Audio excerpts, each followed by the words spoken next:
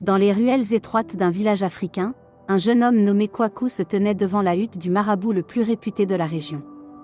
Il avait entendu parler d'un artefact mystérieux gardé jalousement par le marabout. Son désir de richesse et de renommée le poussa à commettre un acte audacieux. Malgré les avertissements des villageois sur les conséquences de voler quelque chose d'aussi précieux, Kwaku entra résolument dans la hutte du marabout pendant la nuit. Il fouilla avec soin à la recherche de l'objet légendaire, jusqu'à ce qu'il trouve une petite boîte ornée de motifs complexes. Alors que Kwaku s'emparait de la boîte, une voix sinistre remplit soudainement la hutte. C'était le marabout, réveillé par l'intrusion audacieuse de Kwaku. Dans un éclair de colère, le marabout lança un sortilège puissant sur Kwaku et l'objet précieux qu'il tenait entre ses mains. Un éclair vert jaillit de la paume du marabout et enveloppa Kwaku dans une aura mystique. Un frisson parcourut son corps alors qu'il sentait le pouvoir du sortilège s'insinuer en lui. Avant qu'il ne puisse réagir, il sentit sa tête devenir lourde, comme si un poids invisible pesait sur ses épaules. De retour chez lui, Kwaku remarqua rapidement les premiers effets du sortilège. Sa tête semblait prendre des proportions démesurées par rapport à son corps. Terrifié, il réalisa que le marabout l'avait maudit, transformant sa tête en un fardeau grotesque. Kwaku se mit à paniquer, tentant désespérément de trouver un moyen de lever la malédiction. Mais chaque tentative échouait, et sa tête continuait de grossir, devenant un spectacle grotesque pour ceux qui le croisaient dans les rues du village. Déterminé à inverser la malédiction, Kwaku entreprit une quête désespérée à travers les contrées sauvages de l'Afrique. Il chercha des remèdes anciens, consulta des sages et des guérisseurs, mais aucun ne pouvait briser le sortilège du marabout. Pendant des mois, Kwaku parcourut la terre, rencontrant des dangers et des défis à chaque tournant. Mais malgré les épreuves, il refusa d'abandonner l'espoir de retrouver sa forme originale et de se défaire du fardeau qui pesait sur sa tête. Au fil de son voyage, Kwaku apprit des leçons précieuses sur l'humilité et la vanité. Autrefois obsédé par la richesse et la renommée, il réalisa maintenant que la véritable valeur résidait dans la force de caractère et la compassion envers les autres. Malgré sa condition malheureuse, Kwaku trouva du réconfort en aidant ceux qu'il rencontrait en chemin. Il découvrit que même avec une tête disproportionnée, il pouvait encore offrir du réconfort et de l'espoir à ceux qui en avaient besoin. Alors qu'il se frayait un chemin à travers une dense forêt, Kwaku rencontra un sage ermite vivant en ermite dans une clairière isolée. Intrigué par la sagesse de l'ermite, Kwaku décida de lui demander conseil sur la façon de briser le sortilège du marabout. L'ermite écouta attentivement l'histoire de Kwaku, puis ferma les yeux dans une profonde méditation. Après un moment, il ouvrit les yeux et sourit à Kwaku, révélant une lueur d'espoir dans son regard.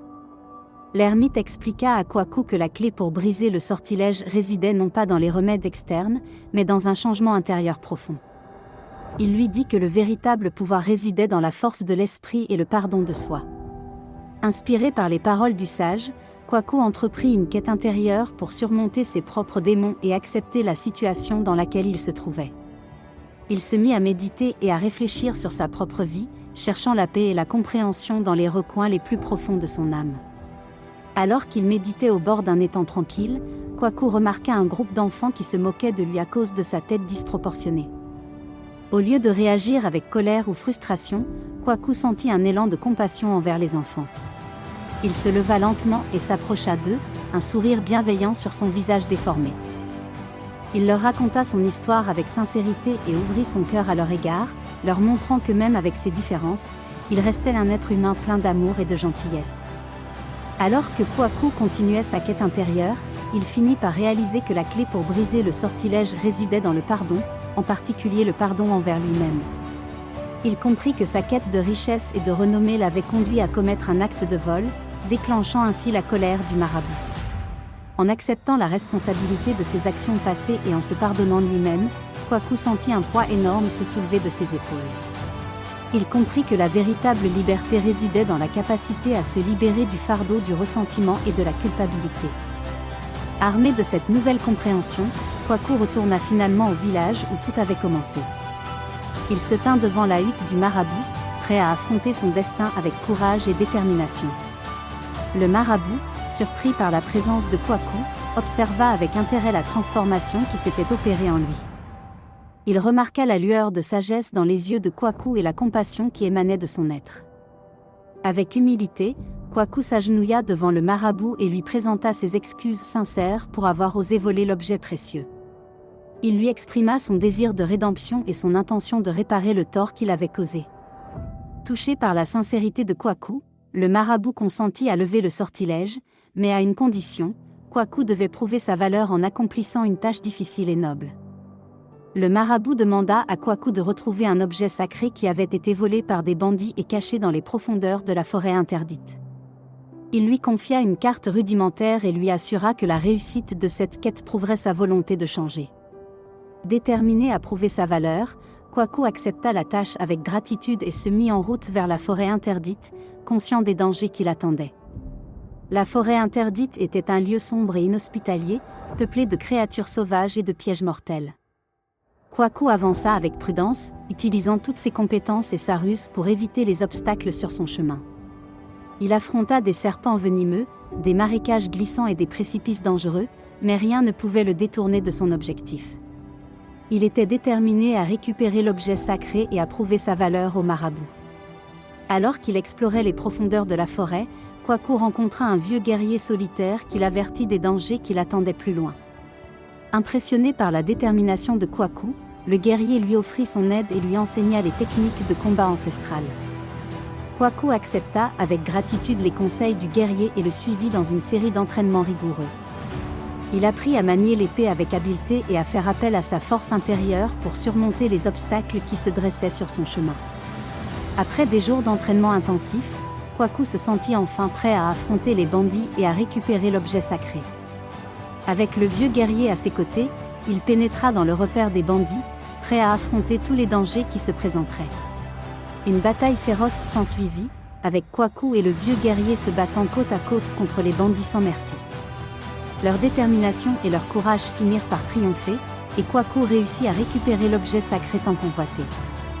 De retour au village, Kwaku fut accueilli en héros par les villageois qui avaient entendu parler de ses exploits.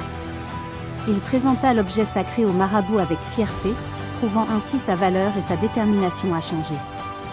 Le marabout, impressionné par la transformation de Kwaku, leva enfin le sortilège qui avait affligé sa tête. Kwaku sentit un poids énorme se soulever de ses épaules alors que sa tête retrouvait sa taille normale. À genoux devant le marabout, Kwaku remercia humblement le sage pour avoir cru en lui et lui avoir donné une chance de se racheter.